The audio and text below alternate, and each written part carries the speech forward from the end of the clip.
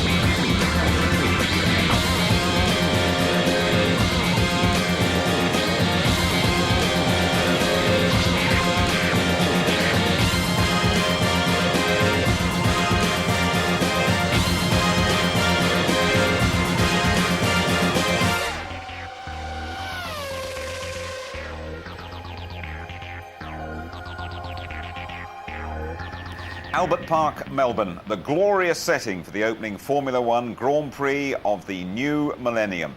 The Australian Grand Prix, the first of 17 races this season.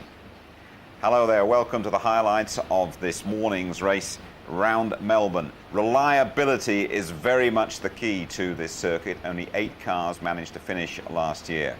At the age of 20, plus 53 days, Jenson Button became the youngest British Grand Prix driver of all time, while Mika Häkkinen set about winning that world title for the 3rd successive year. The qualifying session produced a familiar story. The Silver Arrows of McLaren setting the standard, Häkkinen beginning the season on pole. He's done a seriously impressive job this afternoon. David Coulthard was alongside his teammate on the front of the grid, but his high-speed spin brought the qualifying session to an abrupt halt. And that was enough to put paid to Michael Schumacher's last flying lap, but Ferrari's number 1 was in confident mood. As for Button, he had a tough qualifying hour, but still managed to get the Williams onto the starting grid. And so this is how they lined up, the McLarens 1 and 2 on the front row, Häkkinen and Coulthard. Then 2 Ferraris, Schumacher and Barrichello, exactly the same as last year here, by the way. Then the 2 Jordans, Frentzen and Trulli. Irvine in the Jaguar making their F1 debut. Villeneuve hunting the first points of BAR. Fisichella in the Benetton, Mika Salo making his debut for Sauber. Ralf Schumacher in the Williams, Pedro de la Rosa and Verstappen in the 2 Arrows, Wirtz in the Benetton, Heidfeld, another newcomer for the Prost, Zonta in the BAR, Lacey, very experienced in the 2nd Prost. He had to start from the pit lane, by the way. Marc Genet in the Minardi, Deniz in the Sauber, Herbert having miserable luck in the Jaguar, and Jenson Button in the Williams having to start from the back row. OK, enjoy the very best of the Australian Grand Prix now with Martin Brundle and Murray Walker. There are the 2 McLarens.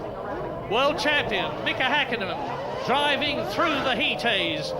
David Coulthard peels off behind him. Michael Schumacher pulls up behind Häkkinen.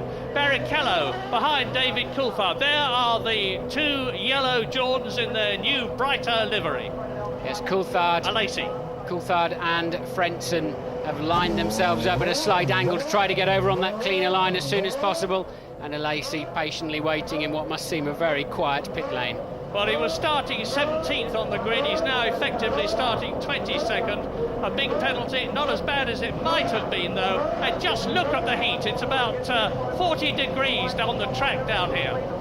Lights are on, the red lights are on. 3 lights, 4 lights, 5. It'll go out and it will be go in Australia. Lovely start by Mika Häkkinen. David Coulthard's going well. Schumacher is 3rd. And coming up very well is Harold Frentzen in the yellow Jordan. He's passed Rubens Barrichello. Rubens Barrichello goes down a place, and it looks to me as though everybody is through the first sequence of corners. And Mika Häkkinen has got David Coulthard riding behind him. There is Rubens Barrichello. A terrific long jam of cars. Are they all going to get round this corner? Yes, they do. Round the Sports Centre corner. And so it is McLaren leading as it was last year. McLaren 2nd as it was last year. Michael Schumacher is 3rd. Frentzen is 4th. Barrichello is 5th. Trulli is 6th. And in 7th position, well up, is Jacques Villeneuve in the BAR. Yes, despite all of their practice and testing to get away, the Ferraris were both particularly tardy off the line. And fortunately, Michael Schumacher was able to stay ahead of the Jordans, but Rubens Barrichello dropping down to 5th place.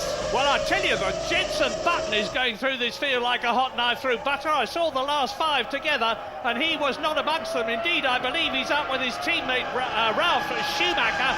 We'll have to look down the field. He's up into 15th position. Jenson Button has moved up from 21st on the grid to 15th before the end of the first lap. Mika Häkkinen, there he is, from Finland in the McLaren. And now look, this is very different to last year.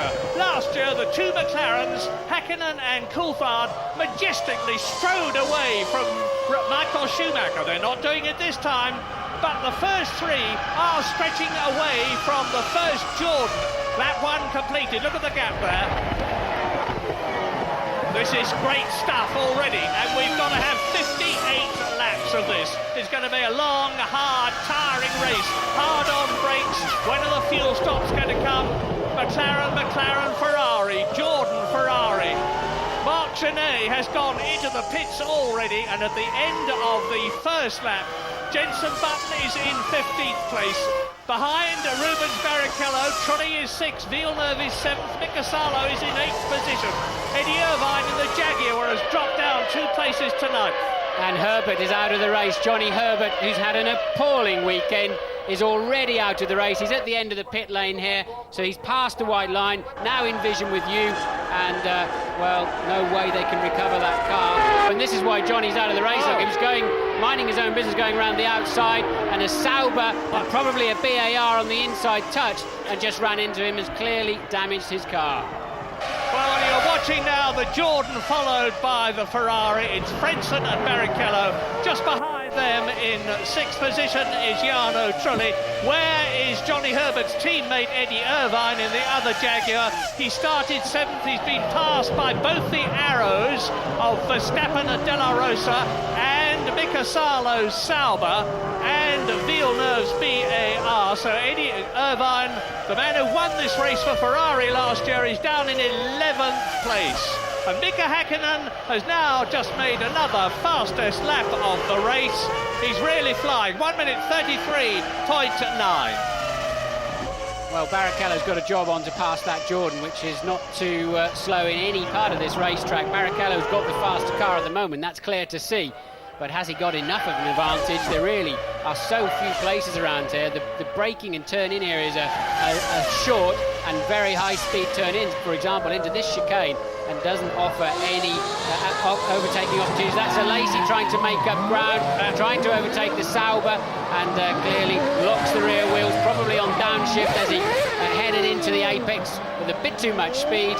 And that's put him probably straight to the rear again. Yeah, his dander is well and truly up. He had made his way up from last to 18th. As we look at Jacques Villeneuve now, 7th position in the BAR, and right behind him is Mika Salo in the Sauber, the man who drove for Ferrari and BAR last year. Salo in the Sauber with the Ferrari engine, and Jacques Villeneuve will be looking not just for another finish, he didn't have many of those last year, but for BAR's first point, as Pedro de la Rosa and Verstappen have a look at Mika Salo. The new orange arrows are going magnificently with the Supertech engine. They've got a brand new chassis, they've got 2 very tidy drivers, and one of them, Pedro de la Rosa, you can see in 10th position, is swarming about all over Salo, and behind the second one, Jos Verstappen, is Eddie Irvine in the Jag. Yes, and I'm expecting that arrows to be quick through the entire race. Looking at it, remember I said in qualifying yesterday, it's very supple at the rear. It seems like it rides the track and the bumps and the curbs, and I think that'll pay dividends if they're doing very long stints to keep the tyres better intact. Running quite wide there, Verstappen, but the arrows seeming to be confirming their winter season pace. Salo doing very well there in 8th place too in his first race for Sauber. Lap 6 out of 58. There's the leader, Mika Häkkinen. You can see how far he is ahead of David Coulthard. Look now for the Ferrari of Michael Schumacher. It's about 2.8 seconds down the road as Häkkinen comes through to complete his 6th lap. Eddie Irvine has spun, and it looks as though both Jaguars are likely to be able to shove off, says Eddie Irvine to the marshal. Yeah, well, the engine stalled, so Eddie's just trying to manoeuvre at three-point, turn it out of the way, and he wanted to decide which direction it was going in.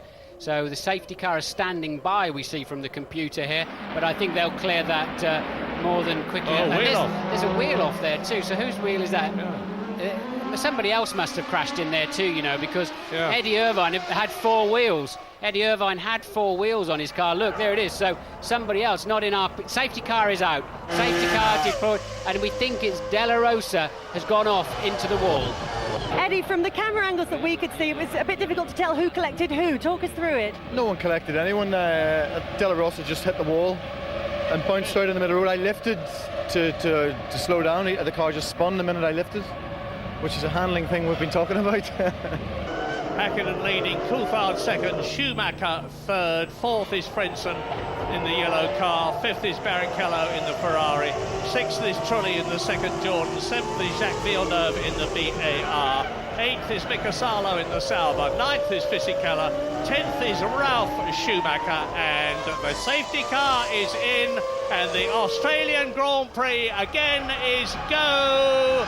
Hakkinen, Coulthard, Schumacher, and the gap between them 1.4 seconds. I can never understand that, why they don't bury the nose of their cars under the gearbox or the one in front, why they allow the restart to take place without being as close as possible to the car in front. I know you have to a certain extent react to when, for example, in this case, Hakkinen decides to pull away, but they don't, not like the IndyCar drivers where they really seem to maximise this opportunity to overtake. The F1 drivers seem quite happy to go in line astern.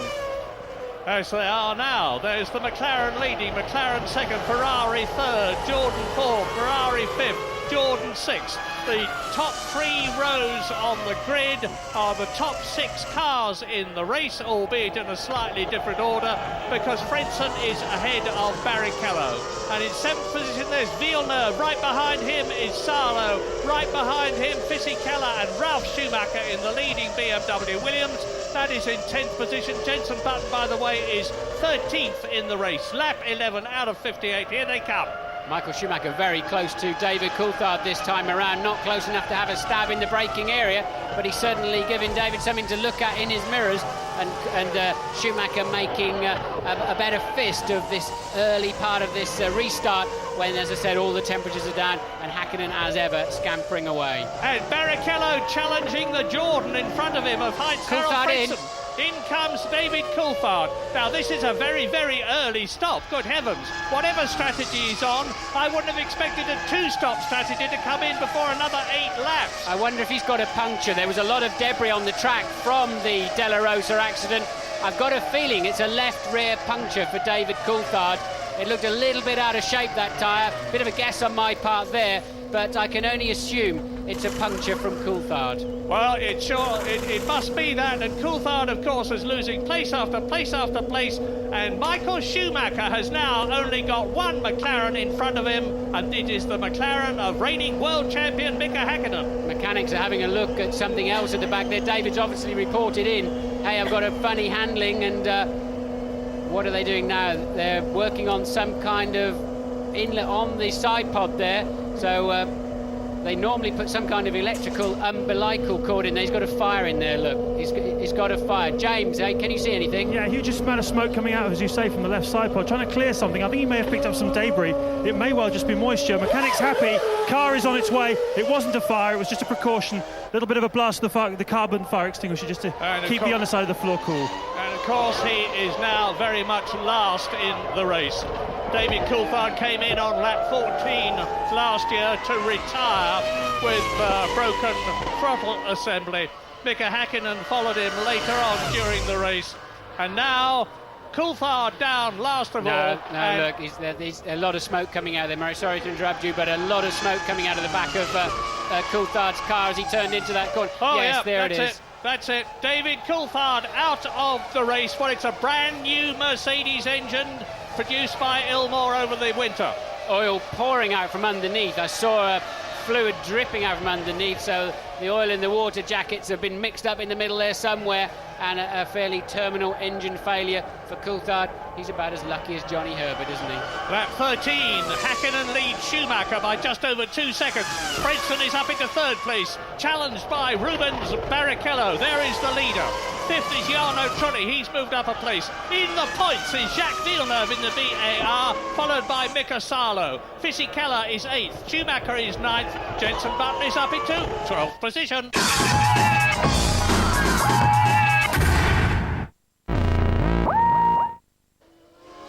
Here is the newly liveried VAR of Ricardo Zonta from Brazil. Hakkinen out, Murray. I think that's Hakkinen Yes! slowing. Mika Hakkinen out of the race. Both McLarens, as they were in 1999, retiring, and Michael Schumacher goes into the lead. And it looks as though if he can keep going, he's in a very strong position to do well in Australia, which is something he has never done before. Mustn't get too excited about the situation, but a very, very unhappy race for McLaren, as it was last year.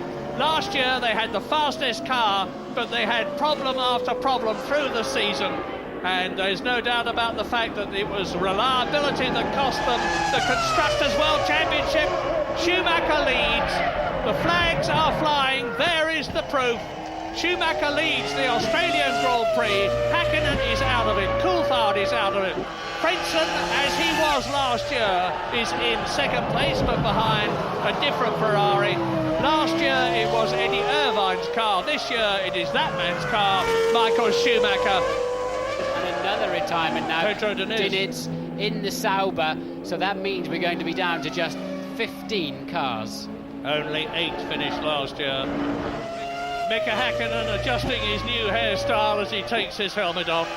But Michael Schumacher, now with some 38 laps still to go, leads by a comfortable 17 seconds from Heinz-Harald Frentzen. Rubens Barrichello right behind Frentzen's Jordan.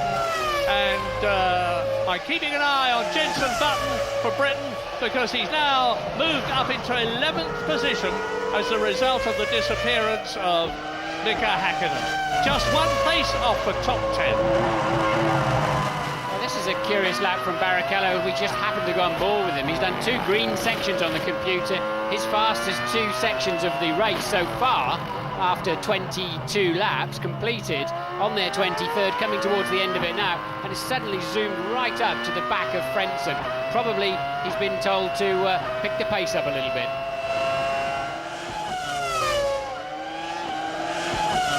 Track temperature 34 degrees, it's going down, and Louise Goodman is with Ron Dennis, the boss of McLaren. Ron, I understand both cars have gone out of the race with an engine-related problem. What can you tell me about that?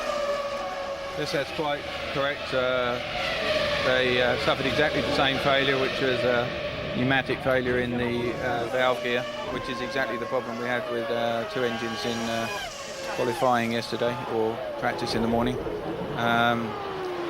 What's obviously frustrating is that, you know, we complete thousands of miles testing to avoid these sorts of problems at a Grand Prix, and probably some spec changes occurred between the last test and the preparation of these engines, which has caused these failures to occur. On the positive side, they're all exactly the same.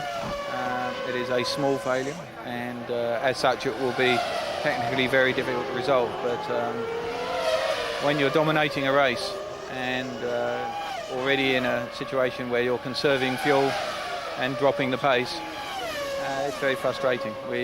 I think it was a comfortable result, and makes it a little bit more difficult to accept. Thanks for talking to us. New fastest lap of the race for Michael Schumacher. Strangely, pole position was slightly slower this year, and that's unusual, but the race pace is faster. Michael's still putting out over a second a lap on his pursuers, and he's lapping best part of 2.5 seconds a lap faster than, for example, the Williams, the Benetton, and the midfield group that are running from 5th through down to Jenson Button in 11th place. 2.5 seconds a lap faster. James is with Mika Hakkinen. Mika, you were driving so well there. You must be incredibly disappointed. Yes, extremely. I am very disappointed, but luckily we have still as much races to go like was total last year, so I think I still have a pretty good chance to score some points this year. Last year Ron said he'd like to lead this race. That's more important even if you're retired. Do you still feel that way? Do you feel you have the edge over Ferrari from what you've seen this afternoon? I think we are very competitive at the moment, very strong, and I'm happy with the speed of the car, but not happy to finish in the Grand Prix. And like you probably heard me yesterday saying, you know, what is important here to come here and score some points. Top 6, if I score points, I'm happy. That did not happen, so it doesn't feel very nice at the moment. Thanks a lot, Mika. Out of the race goes Jean Alesi, and the Ferrari mechanics are out, presumably to bring in Michael Schumacher, the race leader. I wouldn't think, Martin, that they're bringing Barrichello in and hoping there's going to be a change between him and Frentzen as a result of a quicker Ferrari pit stop. Well, they may have left Michael slightly lighter at the beginning of the race to give him a chance to pass the McLarens and still stay on a one-stopper. Or they could be thinking of, is Schumacher coming in the pits now? They could have been thinking of trying to get Barrichello past Frentzen by stopping him very early. In fact, they might be better off stopping him very late. As James said at the beginning of the show, Jordan traditionally have a big fuel tank. James is down at the Ferrari pit. Michael, with the new speed limit here for this year, just 50 miles an hour. It seems an eternity. And of course, as the world champions, they're right at the far end of the pit lane. 80 kilometres an hour, it seems so slow in comparison with last year. Really is going to have a huge effect on the pit stops this year. A set of used tyres, scrub tyres we call them, going on. The teams have found that they go really, really well. 12.2 completely normal, one-stop fuel load, slightly slow, but hey, they don't need to rush these guys. Now, of course, Ross Brawn has got to think very hard about how he gets Rubens Barrichello in front of Frentzen, given that Frentzen is obviously going to run long on this first stint. Well, Michael Schumacher is joined just in front of Jarno Trulli, which means to say that Frentzen leads. Barrichello is in second place. Salo has pitted from 6th position. Presumably that was a regular pit stop, and that puts Button up in, Jensen Button up into 10th. Salo currently running 11, but I think it was a scheduled stop.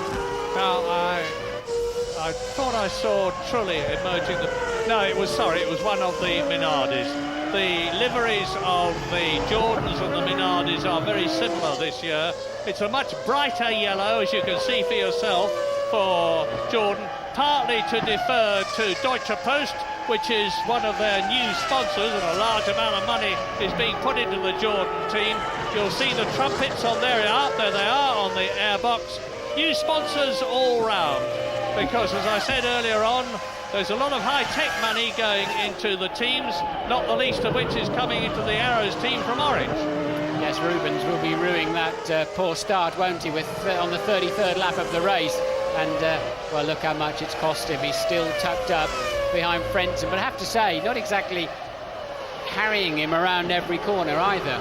So Rubens appears to be pacing himself slightly, but he needs to pick that pace up because Michael in the sister car has been going significantly faster. And as a result of the disappearance of Jean Alesi, Jensen Button in his first Grand Prix for BMW Williams is in 10th position. He is in the top 10. The Ferrari pit crew are getting ready again, and this time, of course, it will definitely be for Rubens Barrichello as Heinz-Harald Frentzen is coming up to the traffic. Salo in front of him.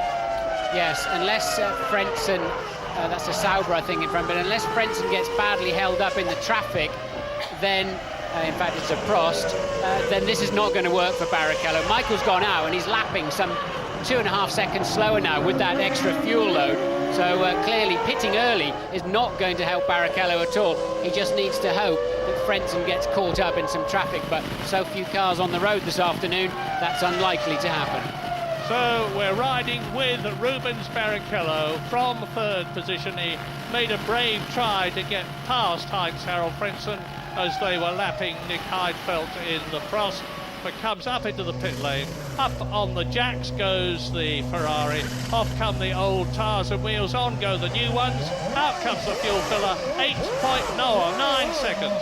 Rather a slow start. Yeah, it's a bit of a jerky getaway there for Rubens. He just seems so serene this weekend, almost too serene. He's been cruising around, happy to talk to anybody and driving really beautifully, but a bit tardy away there, and that certainly won't give him a chance to slingshot Frentzen, although I'm looking to see what kind of traffic Frentzen does have in his view.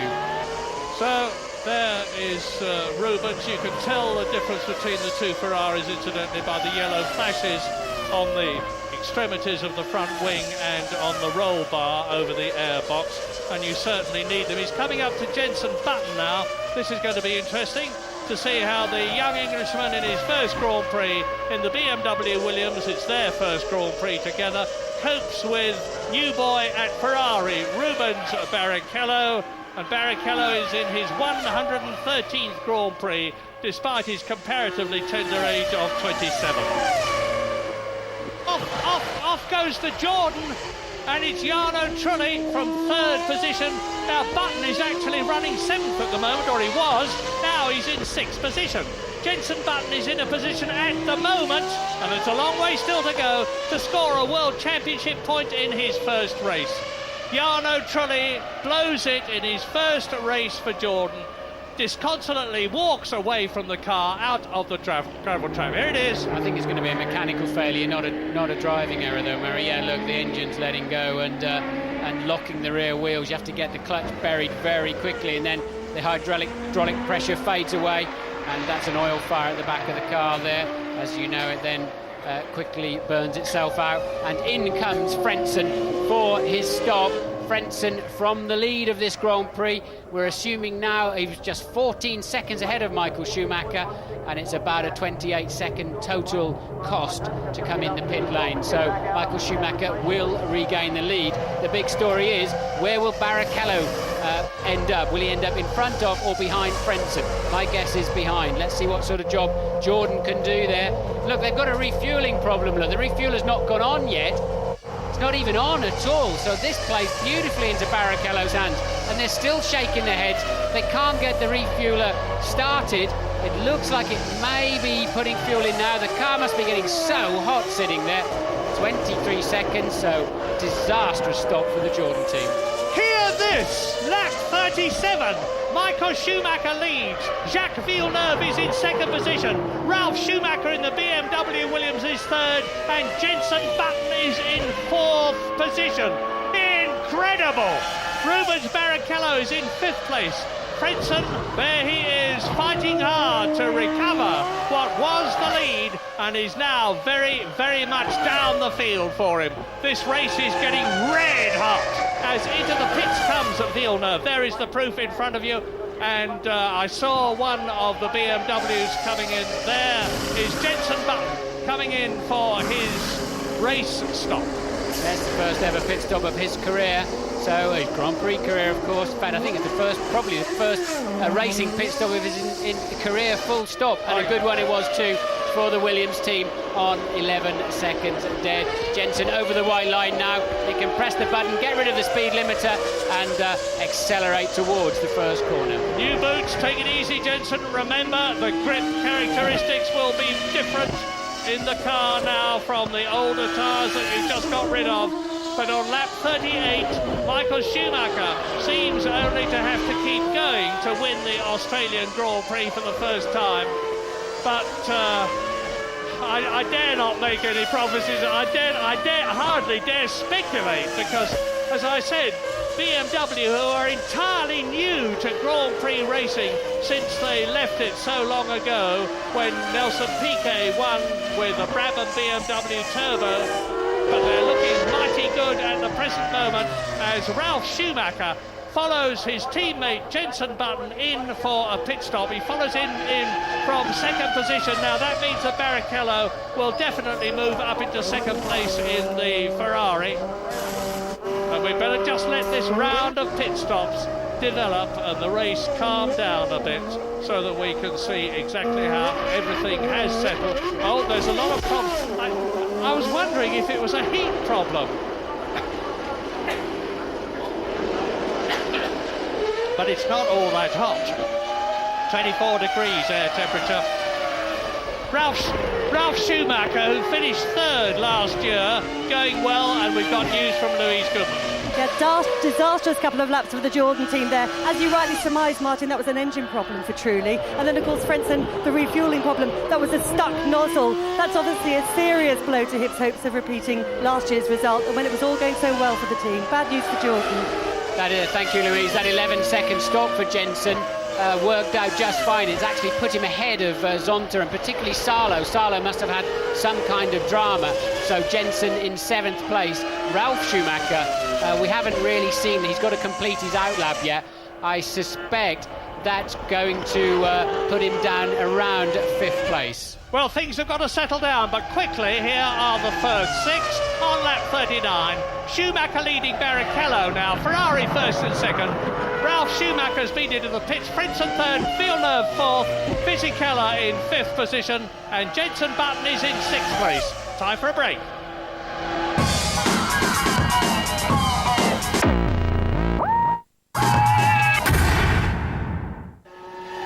Lap 41, 17 to go. Michael Schumacher has slowed down a lot. There is Frentzen. We think he is coming in to retire from the race.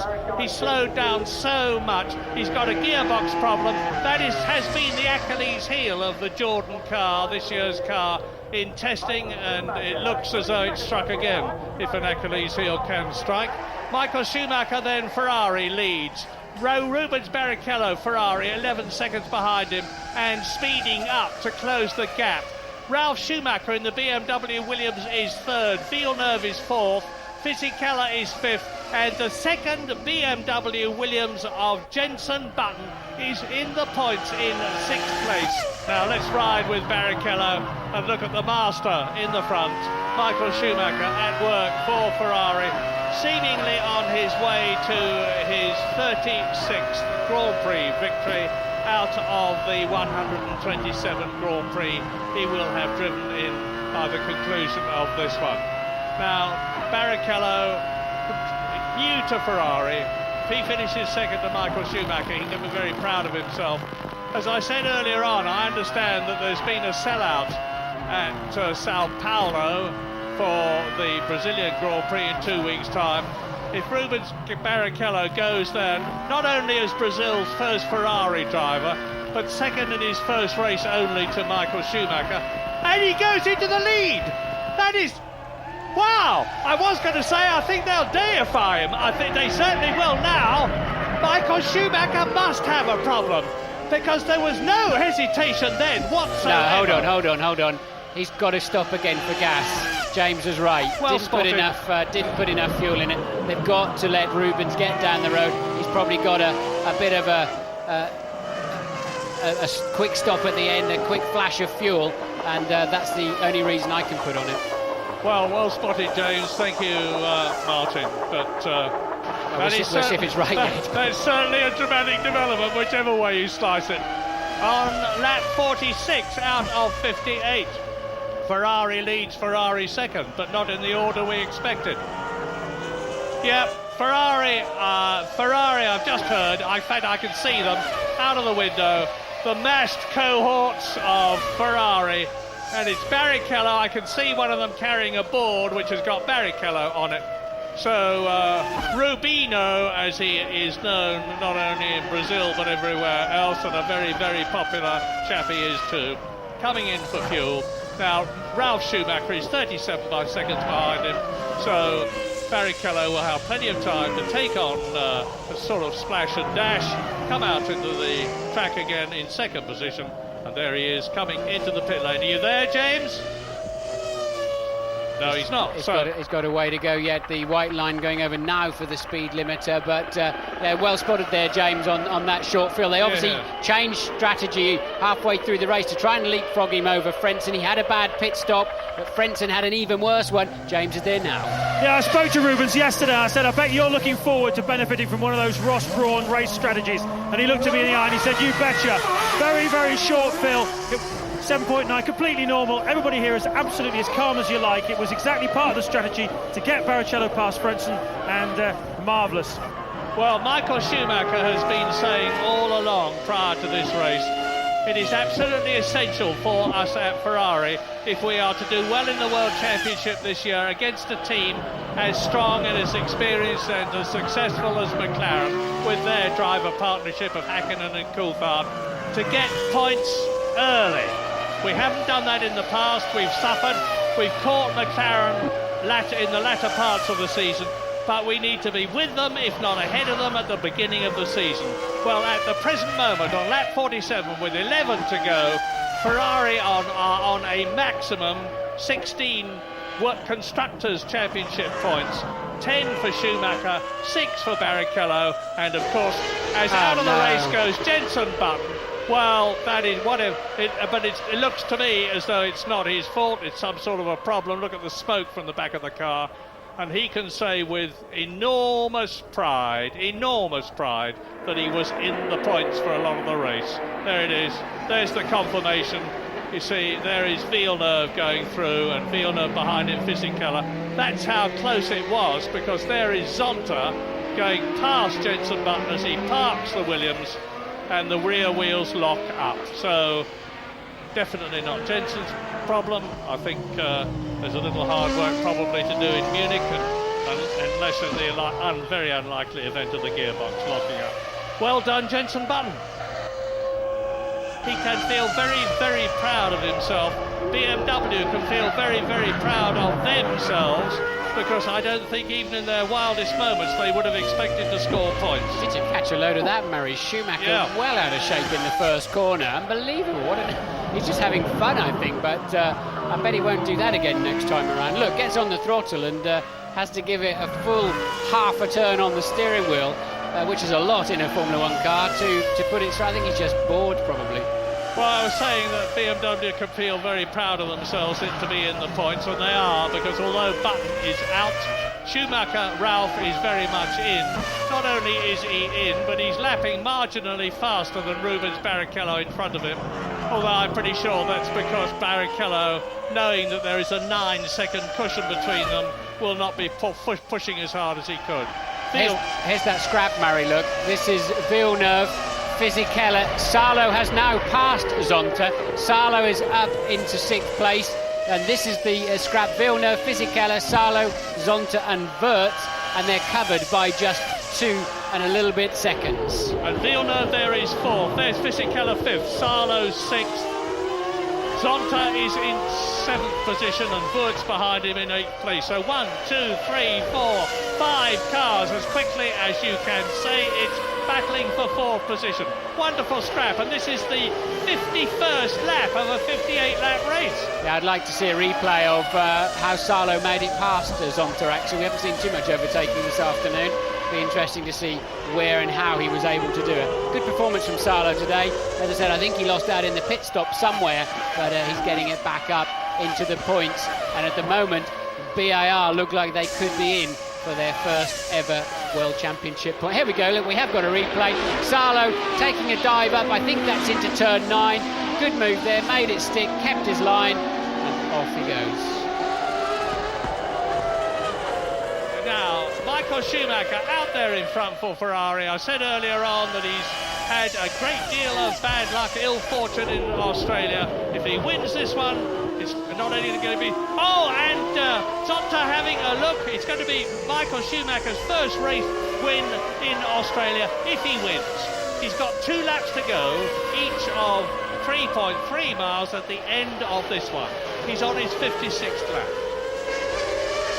But Michael Schumacher will be very, very happy with this. He's been enormously confident all the way up to the start of this race, all through testing and all through qualifying, even though he started 3rd behind the 2 McLarens. He said, I'm not the least bit bothered. This is a long race. 3rd is a good place to start. And it looks as though, as is usually the case when Michael says something, he was absolutely right. The flags are flying, and Michael Schumacher is coming through to win for the first time the Australian Grand Prix in wonderful style. A great sight. Schumacher wins. Fist out. Victory salute. And a euphoric Ferrari team greet him home and look down to see Rubens Barrichello. There he is. finishing in second place in his first race for Ferrari. Now, only 7 seconds further back, it should be Ralf Schumacher in the BMW Williams, and it is. Ralf Schumacher finishes third. A great finish for him and for the Williams team. But the man of the day, as we have seen so very often in the past, is the great double world champion Michael Schumacher, making a wonderful start for his attempt at a third world championship in the year 2000. Embraces his brother. Oh, there's never been two brothers like this in Formula One. We've had them in the past, of course, the Rodriguez brothers and various others, not all that many of them, but this is the most successful brother partnership of all time in Formula One.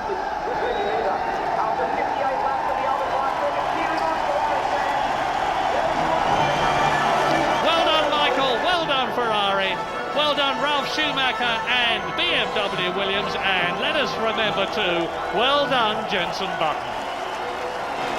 And so back-to-back Ferrari wins in Australia, enjoyed by Melbourne's sizable Italian population. The Constructors' Champions have certainly hit the ground running this time. You've got the good start that you didn't get the last 2 years. How do you see the season ahead now? Exactly the right direction. I mean, that's what we needed to start off competitive, and now the season can go ahead. Quick word on Rubens, fantastic drive by him today. Yeah, no, great job, no doubt. That's what we wanted, to have a competitive teammate, and he certainly is. We got on very well, I have to say. We work very well together. We exchange a lot of information. So it's also, all in all, a very calm atmosphere. What was the feeling like when you were stood on the podium? Well, you know, I'm always delighted to be there. I'm always, for sure, people in Brazil are happy because everything is happening. But I mean, inside myself, I think I did a good job. I was almost on the pole position this time, and I was almost on the first place this time. So who knows, Brazil is coming. I was able to go very fast during the race. I was, I'd say, pushing onto the McLarens. They had a better start, as usual. That's something we need to work on. But I'm very optimistic. We are there, and we need another little steps, and then we will look a little bit more comfortable. Special moment on the podium there with you and Michael, I could tell. Well, it was. It's actually always a very special moment, but today, you know, it was particularly special because I think, you know, first race for a new manufacturer, being third is a great moment. Shaq, what a brilliant way to start the season. Oh, it feels great. Mostly after all the hard work of last year, and finally get a result is a good thing. What difference is this going to make to the team? Well, it's good. It brings a lot of good energy to the team. The team has worked very hard, and finally we got a result, so now we can push forward. Your thoughts on Jenson's performance today? Jenson did a very good race. I mean, I have to say, I have to make him a compliment. He did a good weekend. I mean, he crashed yesterday morning, what is a very normal thing that happens sometimes. But today he did great, and I mean, he was in the points when he stopped, so he could finish in a fantastic position too. How different was the whole experience of a Formula One race for you, Jenson? It's obviously very different. Long races to start with. A 58-lap race is very long compared to what I'm used to. It's about 20 laps in Formula 3, so it's quite a big difference. Also the competition. This is the best drivers in the world I'm racing against now, and it's great to be here.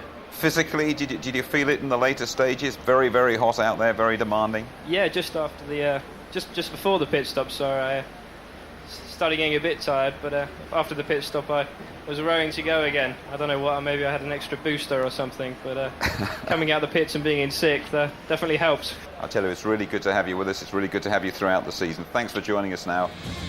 And so Michael Schumacher and Rubens Barrichello collect all 16 points for Ferrari. Ralf Schumacher gets 4 for Williams. Villeneuve at last scoring for BAR. Then Fisichella and Zonta promoted to 6 on the back of Sarlo's belated disqualification for a faulty front wing. Martin Brundle's joining us. We saw the first Formula One drive for Jenson Button. You were very unsure about whether he should be here at all. Have you changed your mind? The season's yet young, of course. There's a lot of things to happen, but it was a tremendous performance, a good start, excellent start in fact. Kept it on the road. He was dicing with some old hands. His lap times were very, very consistent through the race, and I wondered if he might tire, might fade a little bit. Jenson said later that he was feeling a bit fatigued just before the pit stop, but when he came out after this stop, which was very quick in 11 seconds... His first ever pit stop. His first ever pit stop in a motor race. Got away well, look. And next time round, they're showing him P6, and that gave him a second wind. Tony, he seems to have handled the whole Formula One circus like a veteran. Yeah, he has. And I mean, I can't think of anyone other than Alain Prost, when I was working for McLaren, who came from F3 after we'd selected him, went straight into his first race and got 6th place, which, of course, what Jensen was heading to. And he'd had literally no experience whatsoever, other than this man on the right, who also did a great job jumping from F3 to F1.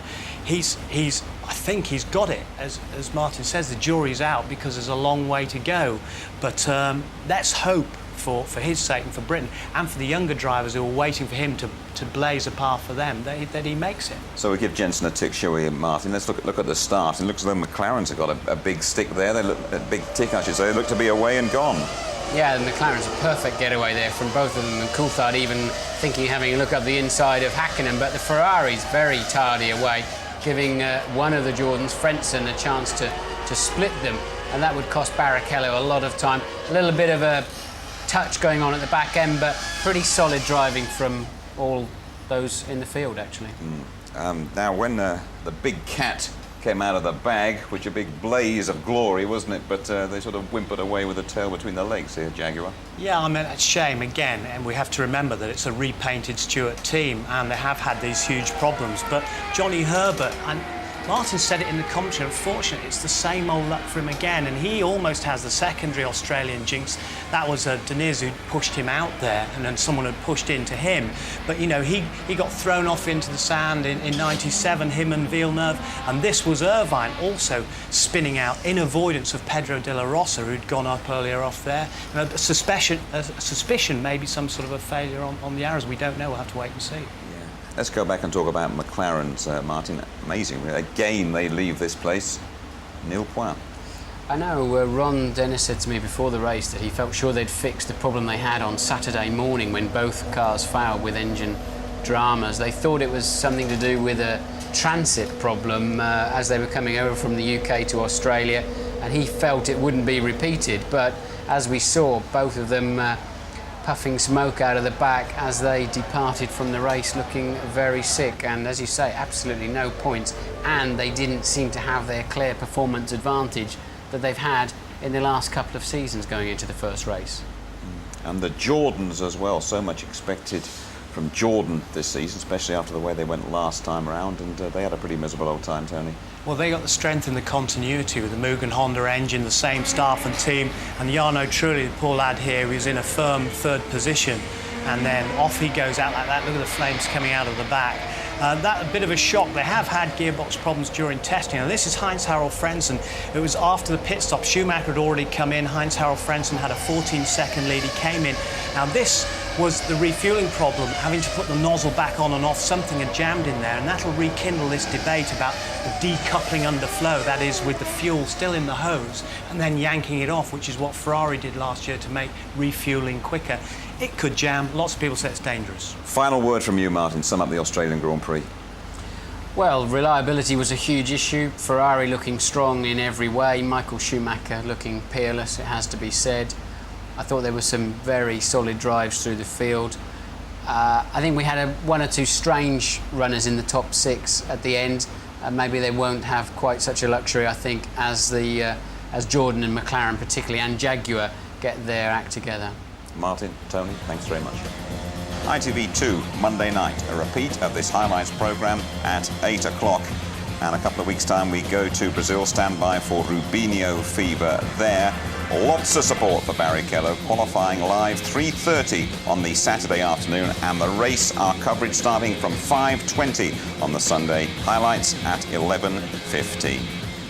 And so Michael Schumacher is a winner at last in Australia, and so is Jenson Button, thrown in at the deep end, down under, but emerging in great style. Good night to you all.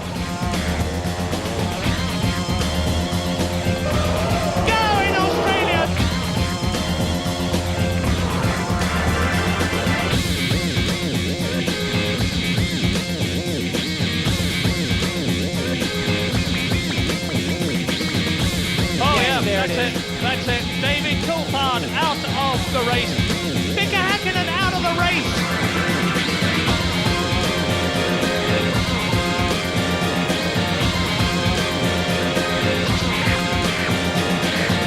Schumacher wins.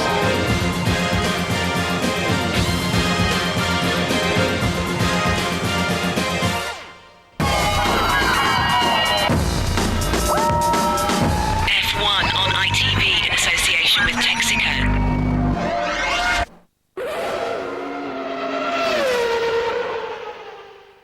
If you would like to know more about Formula One, the website address sponsored by Sutton Motorsport Images is www.itv-f1.com. And you may like to know that the official ITV Formula One Grand Prix guide is now available, priced £9.99 in bookshops.